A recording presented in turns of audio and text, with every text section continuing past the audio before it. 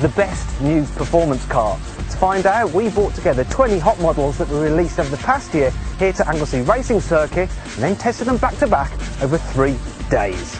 Our contenders range from hot hatches to hyper saloons and from lightning fast limousines to drop-top supercars. However, while they included some seriously expensive pieces of kit, none were ultra-rare limited run models.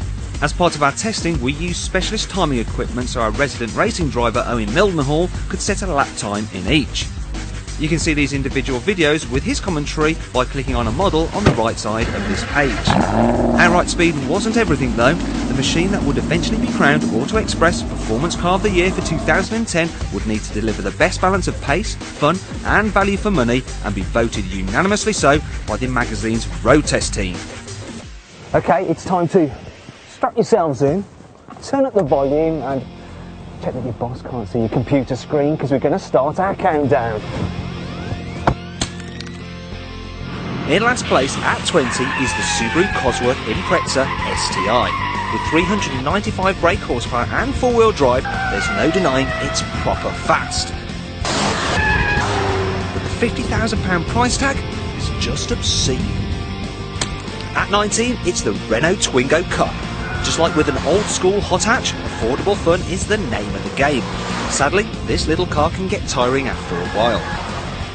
The Seat Leon Cupra R takes 18th place. The Spaniard is quick and capable, but somehow not quite as much fun as you'd think. A Skoda is at 17. With 180 brake horsepower, the Fabia VRS is surprisingly rapid, in a straight line at least. So what was our resident racing driver's verdict? It doesn't look like a natural performance car because it's a bit tall and it's got a funny stance on the road, but it's actually got lots of technology in it that you would have only found in more expensive cars just a few years ago. So it's got a very interesting twin-charged engine which gives you nice punchy performance and a DSG gearbox. So it's quite a nice little everyday road car with some nice performance thrown in, but it's not great on the track. The chassis is a little bit numb and not that enjoyable on the track. 16th is the Honda CRZ. Okay, the green machine was the slowest car around our track, but it serves up more fun than you'd ever expect from an eco-friendly hybrid.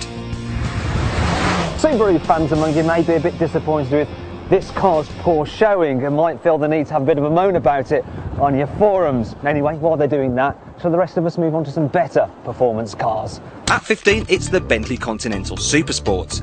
With 621 brake horsepower, the British behemoth was far quicker around our track, and something which weighs 2 tonnes had a right to be. The Golf R is at 14. A great engine, all-wheel drive and a predictable chassis makes it easy to drive fast. Almost too easy. 13th is the Jaguar XJ Supersport, a limo that can do Larry just as well as luxury. Let's find out what our man Owen thought of it. It's got a completely split personality. On the one hand, on the road, you've got a comfortable executive car with a really powerful supercharged engine. But on the track, if you turn off all the safety systems, it turns into an absolute drift machine. A new entry-level 1.6 litre engine hasn't diluted the Elise's fun factor. Shame the Lotus costs 27 grand. If it was cheaper, it would have scored higher than 12. Coming in at 11, Audi's new 444 brake horsepower RS5 misses out on the top 10, but only by the narrowest of margin, as it really is a great car. But does Owen like it? Stonking engine, loads of power, really good forward drive traction, nice paddle shift gearbox, lovely raspy exhaust note, so it's everything you'd expect from a top-notch Audi performance car. If we were rating cars solely on their price and their weight, then the Bentley probably would have come out on top, but we weren't. And that's why the following cars actually ranked higher. The Aston Martin Rapide takes 10th place. While beautiful to look at and great fun to drive, it's not as sharp as the very best performance cars. Coming 9th means the Renault Sport Megane 250 Cup has humbled some far more expensive machinery. Let's see what Owen thought of it. Well, it's definitely the king of the hot hatches on track. It's the best chassis for driving on the track, really good brakes, great engine, it's really good value as well. The only thing is in cup form, it's a little bit uncomfortable on the road, the ride's quite unforgiving, but it's a fantastic hot hatch. If you have regular access to a track, it's worth selling both your kidneys to buy a Porsche 911 GT3 RS. It posted the fastest lap time of any of our 20 cars. Sadly, it's just too hardcore for everyday use, hence 8th place. Mercedes' thundering E63 AMG storms in at 7. It's a Jekyll and Hyde car that can do relaxing if you like, yet raise utter hell when you're in the mood. At 6 is the Porsche Boxster Spider. While it is quite pricey, every one of our test team fell in love with it, especially Owen. Well, the normal Boxster is one of the most beautifully balanced cars you could ever drive, and this one just takes it to a whole new level. It's the most sublime car I've ever driven on the track in terms of the balance. It's absolutely gorgeous, so much fun. But with the sort of non-standard roof, it's a little bit difficult to live with every day. It's a little bit expensive. But if you could afford a second car, this is the best road car I've ever driven on the track. So then, that's 15 cars dealt with, which means we've only got 4 more to go until we reveal the Auto Express Performance Car of the Year for 2010. Let's see how the top 5 panned out.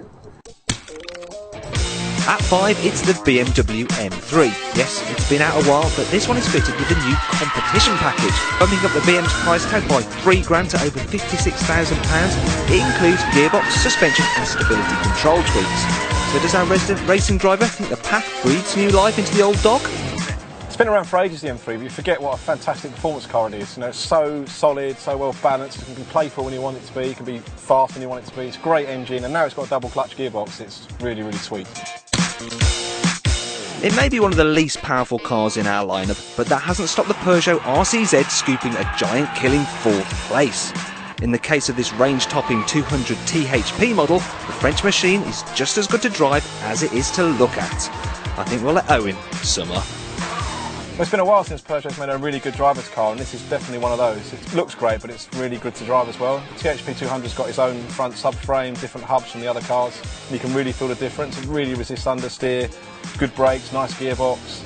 A little bit lacking in power compared to some of the most powerful hot hatches, but it's a lovely, lovely all-round car. 3rd place goes to the fabulous Mercedes SLS AMG. This is a car that has it all.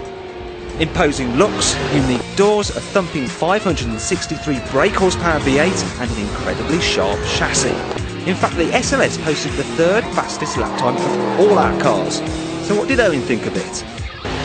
Well, there's more to this car than just the gold wing doors, because it's a really serious performance car. It's got really good traction, amazing performance, really nice turn in, did a really good lap time actually, much quicker than you'd imagine for a big heavy front engine car. And the engine makes an amazing noise when it's on the lift off, really amazing noise.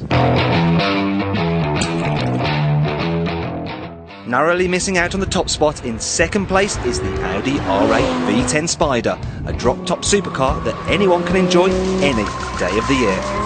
The coupe version actually won this very competition last year, so is chopping off the roof ruin the package slightly? Let's find out. Well, the normal R8 is one of the nicest mid-engine sports cars you could drive. It's really accessible performance, but this one is just as good. It hasn't lost any of its dynamic ability with the roof taken off, so it hasn't gone all baggy. It still drives just like the ordinary car, but then you get an even nicer noise from the V10 engine. We know you've all been waiting with bated breath, but the moment, it's finally arrived. We can now reveal the Auto Express Performance Car of the Year for 2010 is that. The Ferrari 458 Italia.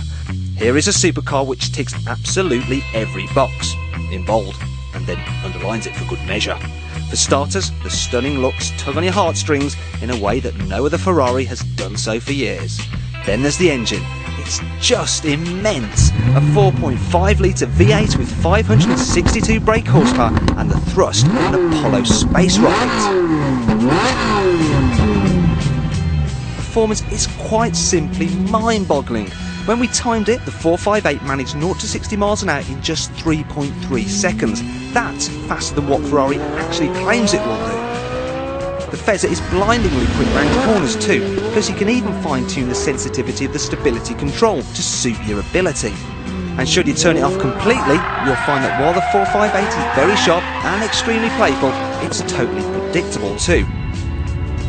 Needless to say, the Ferrari was super quick round our track. Its lap time was beaten only by the hardcore Porsche 911 GT3 RS, but just by a fraction of a second. But the 458 Italia is still the car all of the Auto Express road test team would rather own. We could go on about the noise too, but shall we let the engine do the talking instead?